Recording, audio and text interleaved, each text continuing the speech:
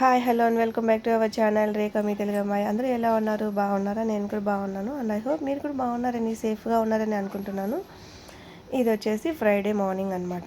సిరి అయితే ఇక్కడ ముగ్గు పోస్తూ ఉంది. తనైతే చాలా ఇంట్రెస్ట్గా రంగోలీస్ అయితే వేస్తూ ఉంటుందన్నమాట.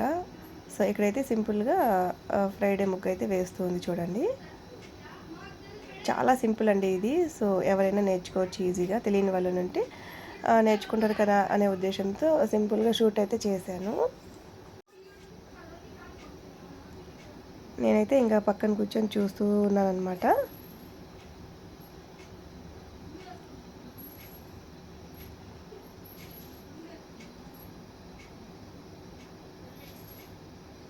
సో ఇక్కడైతే ఆఫ్టర్నూన్ అనమాట. ఇంకా నేను అక్క పిల్లలు అందరూ కలిసి ఇలా దాయాలు అయితే ఆడుతూ ఉన్నామండి. సో ఎప్పుడూ ఒకసారి ఇలా ఆడుతూ ఉంటాము.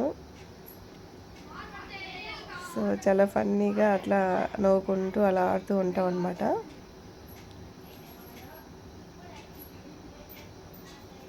చిన్నప్పుడు ఆడేవాళ్ళము, ఇప్పుడు ఇంకా అయితే ఇలా రేర్గా ఆడుతూ ఉంటాం అనమాట.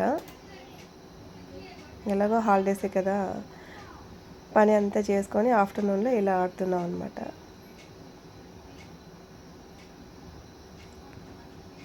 సో మీలో ఈ గేమ్ ఎంతమందికి వచ్చు, ఎవరైనా ఆడేవాళ్ళు ఉంటే కామెంట్ అయితే పెట్టండి ఫ్రెండ్స్.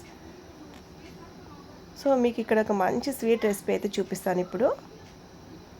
సో అందుకోసం ఫస్ట్ అయితే ఇక్కడ పచ్చిశనగపప్పు అయితే తీసుకున్నాను. సో కుక్కర్లో అయితే పచ్చిశనగపప్పు తీసుకొని వాష్ చేసుకొని స్టవ్ మీద అయితే పెట్టేసాను అనమాట.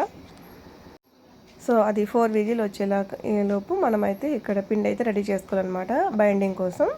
ఇక్కడైతే నేను మైదా తీసుకున్నానండి, ఒక 1/2 kg అలా ఉంటుంది. సో సాల్ట్ తగినంత, బేకింగ్ సోడా అయితే వేసుకొని, అదే వంట సోడా వేసుకొని ఇలా జారుడుగా కలుపుకున్నాను అనమాట. కలిపేసి ఒక 10 నిమిషాలు పక్కన పెట్టేశాను. ఈలోపు పప్పు అయితే బాయిల్ అయిపోయిందనమాట చూడండి. సో ఇది వచ్చేసి మనము లడ్డు చుడతాం కదా, ఆ కన్సిస్టెన్సీలో మనమైతే మిక్సీ పట్టుకోవాలి.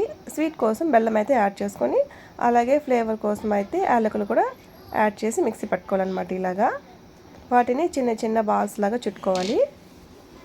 అయితే ఇంకా వీటిని డీప్ ఫ్రై చేసుకోవాలండి. సో పక్కనైతే స్టవ్ వెలిగించి నూనె అయితే పెట్టేశాను.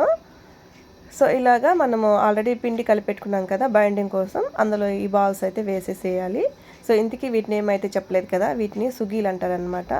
పచ్చిశనగపప్పు సుగీలండి. సో తర్వాత ఇంకా ఆయిల్ హీట్ ఎక్కిన తర్వాత అయితే మనం వీటిని డీప్ ఫ్రై చేసుకోవాలి. సో మీడియం ఫ్లేమ్లో పెట్టి మంచిగా వేయించుకోవాలన్నమాట. సో ఫైనలీ ఇంకా ఇలా అయితే కాల్చుకోవాలి. ఇక్కడ చూపిస్తున్న విధంగా అయితే కాల్చుకోవాలి. టేస్ట్ అయితే చాలా బాగుంటాయి. ట్రై చేయండి. ట్రై చేసి మీకు ఎలా వచ్చింది ఏంటనేది నాతో షేర్ చేసుకోండి. సో మరో మంచి రెసిపీతో మళ్ళీ మీ ముందు ఉంటాను. అంతవరకు బై బై, టేక్ కేర్.